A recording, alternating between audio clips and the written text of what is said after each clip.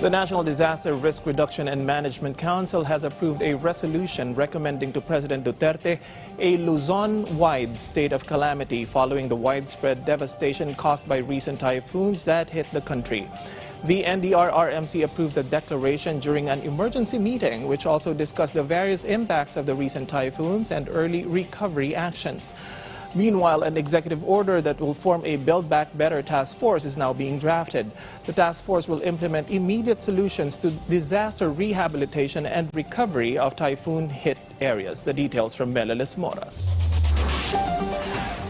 Malacanang is now finalizing an executive order that will spell out the responsibilities of the task force formed by President Rodrigo Duterte to further speed up the government's rehabilitation and recovery efforts in areas hit hard by typhoons in the past few weeks.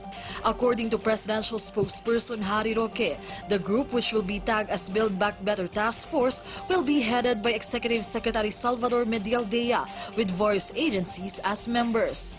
The chief executive has also ordered the Philippine Air Force, Philippine Navy, and the Philippine Coast Guard to provide assistance to them, as well as the local government units. Inaasahan na lahat po ng mga ahensya ay magbibigay ng kanilang kooperasyon at tulong kasi ang NDRRMC composed of nga po yan, iba't ibang ahensya ng gobyerno. No?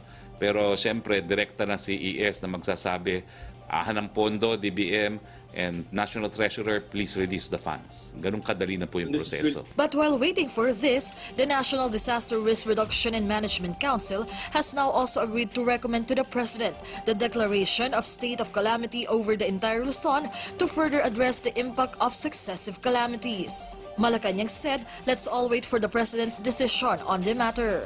As of now, to help our countrymen, various agencies have already released 101 million pesos for Typhoon Rolly affected areas. While from the DSWD alone, the department has released around 35.5 million pesos so far for the places affected by Typhoon Ulysses. Secretary Roque said the government has enough manpower despite the streak of catastrophes, but he expressed sadness over the reported casualties in government agencies. Kinikilala po talaga natin ang lahat ng ating